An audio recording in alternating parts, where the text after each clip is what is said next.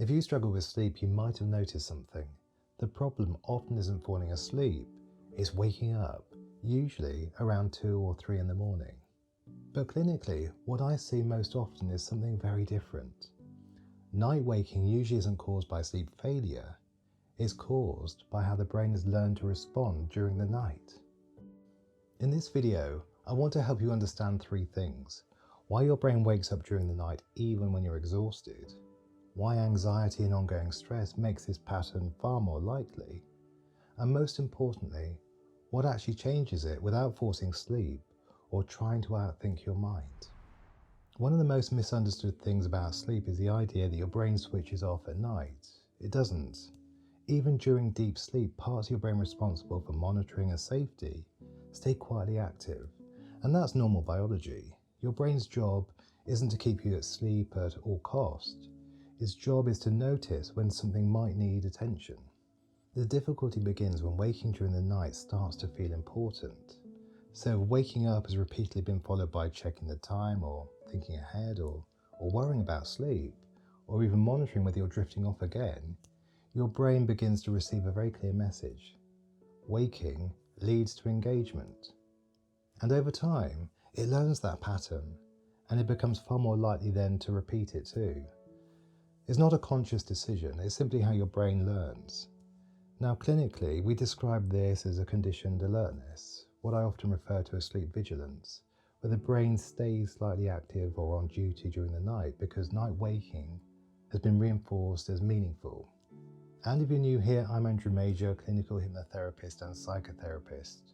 On this channel, I demystify mental health and share practical tools to help work with your mind and body so you can feel calmer, happier, and more confident. Trying to sleep often backfires because sleep is a passive biological process, but trying to sleep turns it into an active task. And the moment sleep becomes something you feel you have to succeed at, your brain increases monitoring and control, and that raises alertness. So control and sleep then move in opposite directions. The more you try to control sleep, the more your brain switches into supervision mode. And supervision is the opposite of sleep. Sleep tends to return when effort steps back. And this pattern of sleep vigilance becomes far more likely when you're living with anxiety or ongoing stress. Because when the brain is under stress, the nervous system doesn't power down as deeply at night.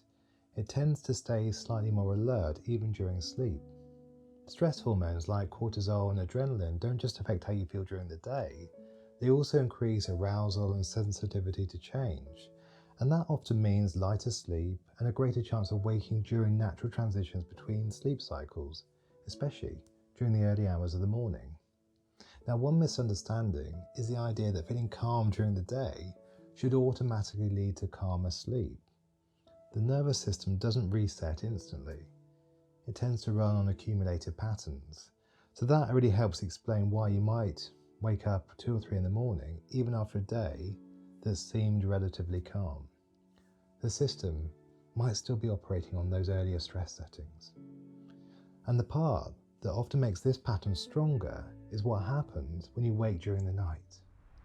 When you wake, it's natural for your mind to try and think its way back to sleep. And you might check the time. You might work out how long you've been awake, and you might imagine tomorrow and really how that's going to feel without sleep. In that moment, it can feel like it's the right thing to do, but inside something important is really happening. Those responses activate the same monitoring and problem-solving system your brain uses during the day, and that sends a very clear signal.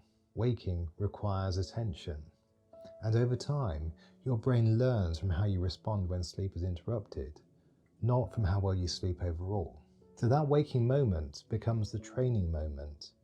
That's why someone can have weeks of disturbed sleep and suddenly start worrying something is seriously wrong, even though the original trigger has passed. The brain isn't reacting to danger, it's reacting to how waking is being treated.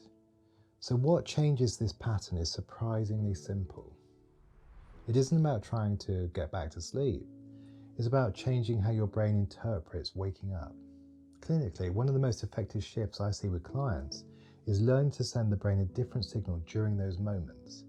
So instead of engaging with waking as a problem to solve, you allow the message to be calmer. Nothing requires attention right now. And I describe this as a stand-down response. It's a deliberately low engagement response. So that means not checking the time, not evaluating how awake you feel, and not planning the next day, and importantly, not trying to force sleep to happen. Instead, you practice letting your attention rest on something neutral, like your breathing, the contact between your body and the mattress, or the gentle sensation of the bed covers around you. Not to make sleep happen, but to remove urgency, because the brain can't stay alert without a reason. When there's no threat, no effort, and no engagement, alertness naturally begins to reduce. And as urgency drops, the brain has less reason to stay switched on. Now, everything we've discussed so far works at a behavioural level, but there's also a deeper layer too, because sleep improves when the nervous system shifts out of fight or flight, and it returns to its natural resting mode. Anxiety and stress tends to keep the system slightly more alert than it needs to be at night, not dangerously alert, but just alert enough to interrupt sleep. Clinically, that's why many people notice their sleep improves as their nervous system learns how to settle more reliably. Hypnosis can really support this process, not by forcing sleep, but by helping the nervous system to practice standing down in a guided and repeatable way.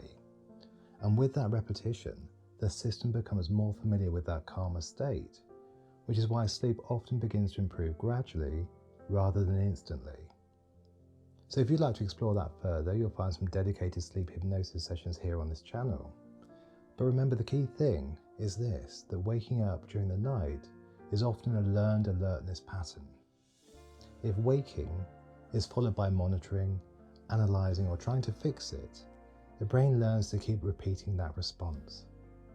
But when waking is met with a calm, low engagement, the brain gradually updates that expectation. And that's when the pattern begins to change. Sleep returns not through effort, but through the removal of urgency. And if you'd like me to guide you into deep relaxation now, you can watch this video next.